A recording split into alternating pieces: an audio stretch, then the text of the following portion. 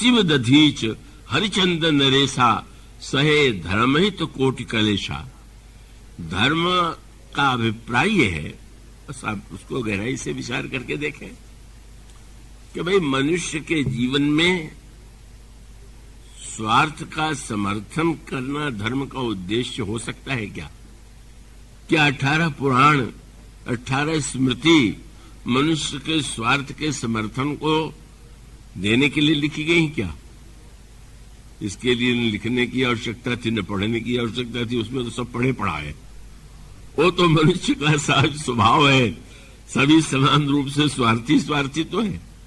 तो सूत्र क्या हुआ कि धर्म अगर स्वार्थ की बात करता भी है, ऐसे वाक्य मिलेंगे कि जिसमें लगेगा कि हाँ स्वार्थ का समर्थन है, लेकिन उसका अभिप्राय है कि स्वार्थ और परमार्थ में सामंजस्य कैसे किया जाए, स्वार्थ को परमार्थ की दिशा में मोड़ा कैसे जाए। उसका अभिप्राय यह है कि सीधे उस स्वार्थ का विरोध नहीं करते। अब आप गीता को उठा के देखें, भगवान कृष्ण जब अर्जुन को लड़ने का उपदेश देते हैं तो प्रारंभ कहां से करते हैं? लड़ो, चिंता छोड़ो, दोनों ओर से लाभ है। क्या बोले? हतो वा प्राप्त से स्वर्गम, मारे जाओगे तो स्वर्ग में जाकर के वहां के आनंद का भोग करना, और अगर तुम जीत गए तो जित्वा वा भोक्ष से महीम, जीत जाओगे तो राजा बन के पृथ्वी का भोग करोगे। लगता है स्वार्थ की ही बात कर रहे हैं, स्वार्थ को बढ़ावा दे रहे हैं, जीने मरने में दोनों में लाभ ही लाभ है। पर यह तो प्रारंभ था। मानो जैसे पहली कक्षा में विद्यार्थी को पहले दिन भेजने के लिए मां नए कपड़े बनवा दे और मिठाई और चंदन वंदन लगा दे, तो मां वो रोज नहीं करने वाली। रोज बच्चे को विदा करते समय चंदन अक्षत पूजा नहीं होने वाली। वो तो मां थोड़े दिन बच्चे को थोड़ा स्वाभाविक रूप से जो प्रिय है उसे देती है और कहती है कि तुम आओगे तो तुम जो चाहोगे वो मंगा देंगे, खिलौना मंगा देंगे। उसका उद्देश्य तो ये है कि इस लोभ से सही बालक अगर पाठशाला में एक बार जाएगा और जाने के बाद धीरे धीरे इसका मन वहां रम जाएगा, लग जाएगा, तो इन वस्तुओं के अपेक्षा कम हो जाएगी, बाद में मिट जाएगी। ठीक इसी प्रकार से शास्त्रों में जो स्वार्थ की बात कही गई, या स्वयं साक्षात भगवान कृष्ण ने ही अर्जुन से जब ये दोनों वाक्य कह दिए तो उसका उद्देश्य वही था। क्योंकि आगे चल करके भगवान फिर स्वर्ग की भी निंदा करते हैं, भगवान का ये भी कह देते हैं कि अरे क्या रखा है, वेद जो है उनसे भी तुमको ऊपर उठना है। कर्मण्येवाधिकारस्ते मा फलेषु कदाचन। मानो क्रमिक रूप से मनुष्य के अंतःकरण में कैसे स्वार्थ की वृत्ति से धीरे धीरे धीरे उठते उठते परमार्थ की स्थिति आ जाए। तो इसलिए मूल तत्व यह हुआ। बस पहली कसौटी यही है जो भगवान श्री राम ने कहा कि मंत्री जी आप धर्म के तत्व पर विचार कीजिए। धर्म का उद्देश्य क्या हो सकता है? धर्म का उपदेश देने की क्या अपेक्षा है? भगवान श्री राम जब यह वाक्य कहते हैं तो प्रभु का संकेत ये था कि व्यक्ति ने आज तक यही किया है कि धर्म का जब भी उसने नाम लिया तो स्वार्थ के लिए लिया। उसने धर्म को न्यायाधीश नहीं बनाया, धर्म को अपना वकील बना लिया। अब देखिए, न्यायाधीश और जज जो होता है, न्यायाधीश और वकील जो होता है, वो कानून की पुस्तक तो एक ही होती और व्याख्या दोनों दब करेंगे, दोनों ओर के वकील तो कानून का उदाहरण देंगे। पर निर्णायक जो है वो न्यायाधीश क्यों माना जाता है कि एक व्यक्ति पहले से अपने निर्णय कर चुका है कि इस अपने मुवक्किल के पक्ष में या जिसके पक्ष में वो खड़ा है उसकी बात का समर्थन करना है, उसके विरोधी को भी यही कार्य करना है। न्यायाधीश जो है वो मध्यस्थ होकर के निर्णय करता है कि नहीं, इसमें वस्तुतः न्याय के अनुकूल क्या है। तो इसका अभिप्राय है कि अगर हम केवल स्वार्थ के समर्थन के लिए ही बार बार धर्म शब्द का प्रयोग करते रहें तो ये तो कोई लाभ होने वाली बात नहीं। उसके द्वारा तो व्यक्ति जो है जीत भी सकता है, हार भी सकता है संसार के न्यायालय में, लेकिन इसमें कोई संदेह नहीं है कि यह तो अनोखी बात आप पाएंगे।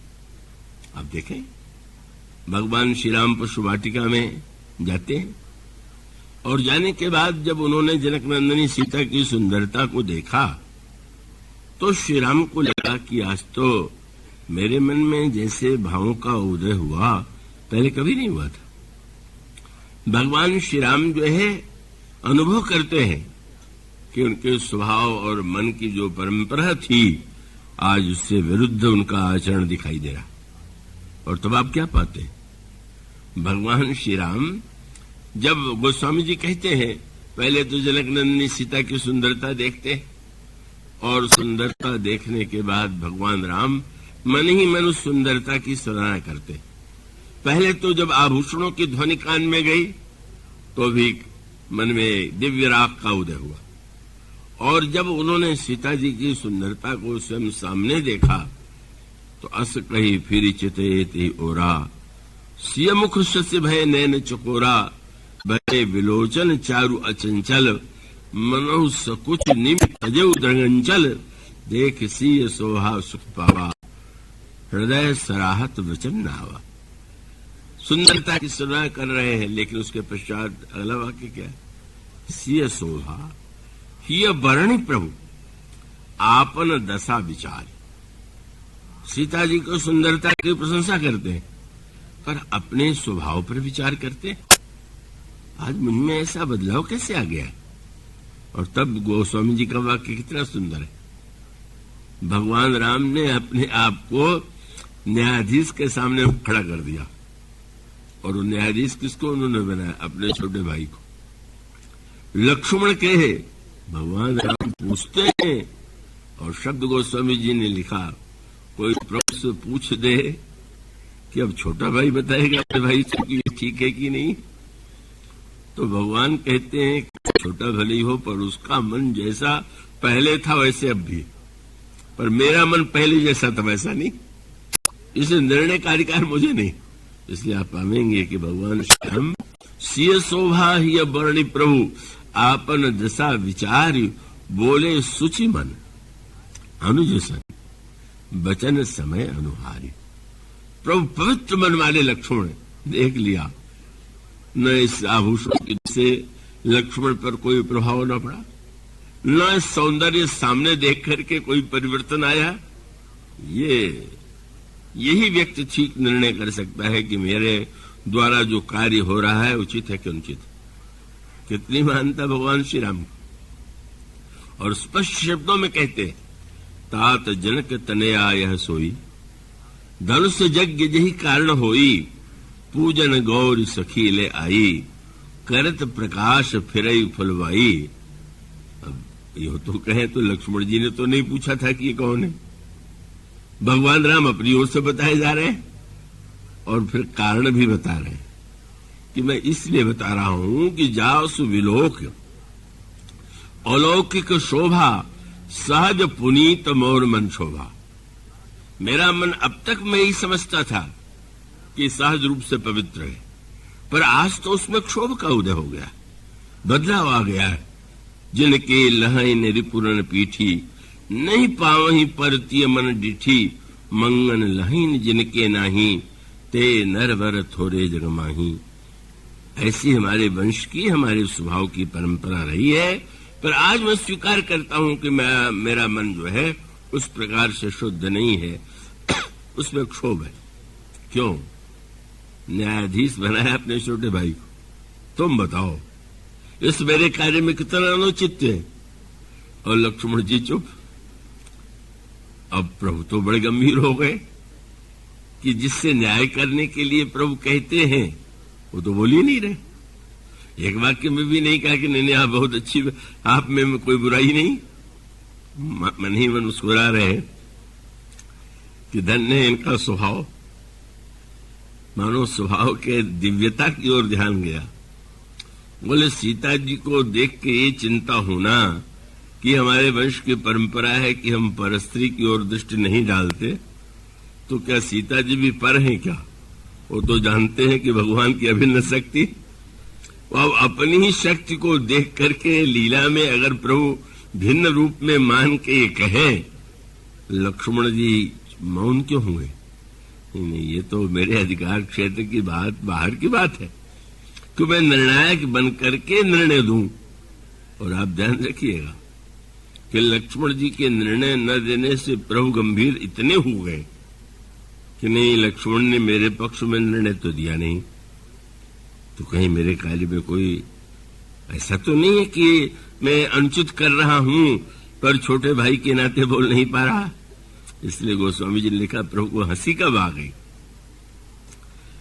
दिन भर लक्ष्मण ने निर्णय नहीं दिया, सायंकाल के समय भी कुछ नहीं बोले, रात्रि के समय भी कुछ नहीं बोले, पर प्रातः काल होते ही प्रभु ने कहा, लक्ष्मण देखो सूर्य निकल आया कि नहीं निकल आया।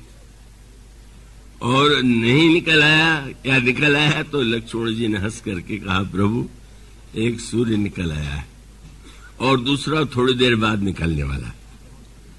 तो इस अंधकार को दूर करने वाला सूर्य तो निकल आया, पर धनुष के अंधकार को दूर करने वाला सूर्य वो तो आपकी भुजा है, और जब इसका उदय होगा तब अंधकार दूर होगा।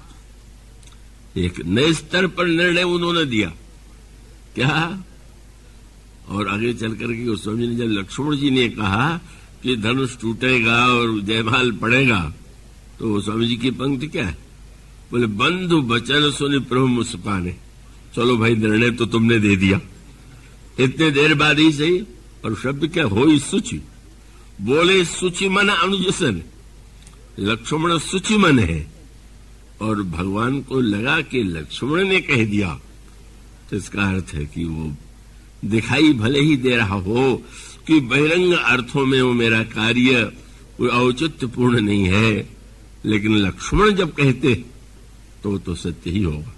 बंधु बचन सुनि प्रभु मुस्काने, होई सुचि सहज पुनीत नहाने। प्रभु स्नान करते हैं। मनुष्य का अभिप्राय है कि अपने विषय में निर्णय करने में तो प्रभु भी अपने आप को स्वीकृति नहीं देते, और लक्ष्मण जी तो ऐसे निर्णायक है कि उसके पश्चात थोड़े देर बाद जब आप बैठे हैं तो सुमन वहां से पधार गए, सतानंद जी महाराज आप लोग यज्ञ भूमि में पधारिए।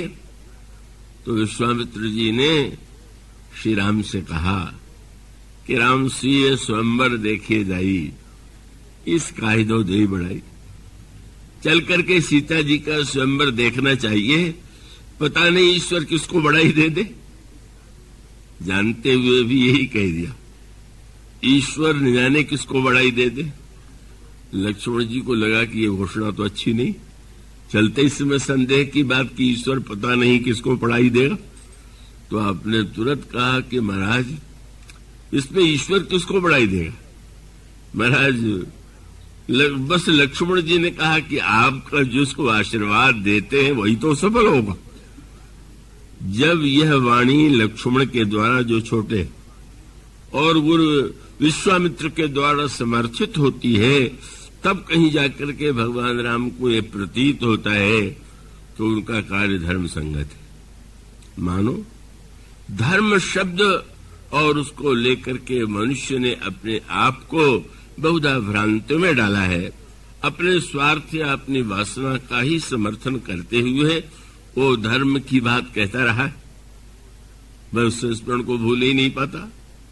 जब मेरी अवस्था बिल्कुल छोटी 19-20 वर्ष का कथा मैं पहले प्रारंभ किया था, तो जबलपुर के एक वयोवृद्ध सज्जन कहने लगे कि घर पर मेरी कथा एक दिन हो जाए। मैंने स्वीकार किया, और जब मैंने उनसे पूछा कि कौन प्रसंग पर सुनना चाहेंगे, तो उनका बस रामायण का दोहा कि अनुचित उचित विचार तजी जे पाले पितु बहन ते भाजन सुख सियस के बसही अमरपुर ऐन। उचित अनुचित का विचार छोड़ करके जो पिता की आज्ञा मानता है उसको यश और स्वर्ग मिलता है। जैसा भी उस समय संभव रहा होगा, मैंने कहा होगा। मैं बाहर निकल करके आए तो उनके बड़े लड़के, वो तो बहुत बड़ी अवस्था के थे, उनके लड़के भी 60 के करीब थे, आए और उन्होंने कहा कि जानते हैं ये दोहा इन्होंने क्यों आपसे कहने के लिए कहा? मैंने तो कई बात यह है कि इनका बहुओं से झगड़ा होता और नया विवाह करना चाहते और हम लोग विरोध करते हैं, तो उन्होंने सोचा ऐसी कथा करवा दे कि बच्चे विरोध करना बंद कर दे। अब क्या तुलसीदास जी ने इसीलिए दोहा लिखा है क्या?